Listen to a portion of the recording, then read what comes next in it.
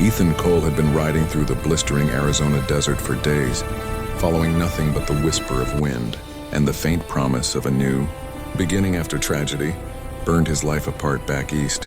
Late one afternoon, he spotted a motionless figure lying near a cluster of dry mesquite. At first he thought the desert had claimed another wanderer, but as he drew closer he realized it was a young Apache woman, her breathing shallow, her skin scorched by the sun, her clothes torn. Instinct told him to be cautious, but humanity pushed him forward. He lifted her gently, offering the last drops of water from his canteen. She whispered one word, "Alona," before losing consciousness again. Ethan carried her to the half-finished cabin he had been building for himself, a lonely structure standing miles from any town, but the only shelter for both of them now. For days he tended her wounds, cooled her fever, cooked whatever simple food he could, and slept near the doorway in case danger approached. She slowly regained strength, her dark eyes filled with caution at first, then with gratitude as she watched him work tirelessly. They shared no common language, but gestures, glances, and the quiet comfort of presence created a bridge between them. His loneliness softened in her silent company, and she began helping him, grinding herbs, weaving small straps, and preparing healing salves. One evening, she gifted him a handmade necklace of river stones and feathers. He wore it without knowing the depth of its meaning. Later, she shared fragments of her story. An attack from outlaw raiders disguised as soldiers, her tribe scattered, her desperate escape into the desert. Ethan listened, recognizing in her pain a reflection of his own. The next morning, everything changed. As Ethan stepped outside at sunrise, he noticed 3 enormous figures approaching through the shimmering heat.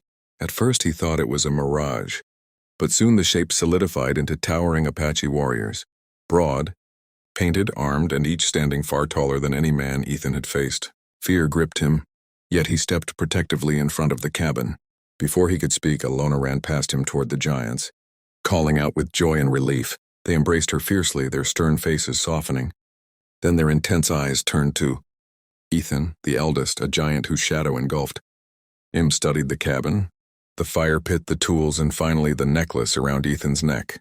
His deep voice resonated through the morning air as he spoke in accented English. "You cared for our sister. You built her shelter. She chose you. That makes you family. Son-in-law?" Ethan nearly stumbled back. "Husband, family?" He had worn the necklace without understanding its meaning. Alona's soft gaze now carried a warmth he hadn't noticed before, or perhaps had been too afraid to acknowledge. The warriors began helping immediately. They lifted massive logs as though they were twigs, reinforced the cabin walls, tied symbolic protective charms along the beams, and added a spiritual mark above the entrance. Ethan tried assisting, but the middle brother chuckled, placing a huge hand on his shoulder and gently pushing him aside. Alona stayed close, translating bits and pieces. "My brothers say, 'You are good man. You saved me. You make me live again.'" Her words tightened something in Ethan's chest, something he didn't want to break free but couldn't deny. By sunset, the warriors built a ceremonial fire. The flames glowed like molten gold as they chanted ancient songs of unity, strength, and family. The sound vibrated deep inside Ethan's ribs, awakening an emotion he hadn't felt in years. The eldest warrior placed a carved bone pendant in Ethan's hands, marking him as protector and husband in their tradition. Ethan froze, overwhelmed. But when he looked at Alona, her shy smile told him she wasn't forcing anything. She had simply chosen him because he had given her safety, kindness, and a home. For the first time since the fire that destroyed his old life, Ethan felt the emptiness inside him begin to fade. The youngest brother clapped him on the back with a grin. "Good. You small but strong heart." The middle one nodded approvingly. "And you make strong roof for sister."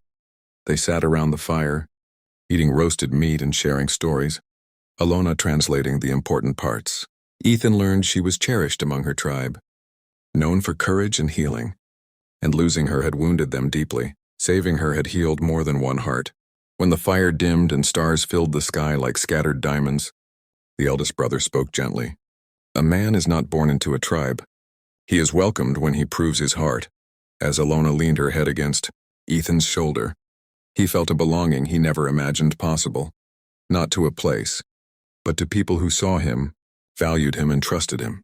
When the warriors settled nearby for the night, Alona took Ethan's hand and whispered, "You're not alone now. Ethan squeezed her hand and replied softly, "Not ever again." In that moment, he knew his life had changed forever.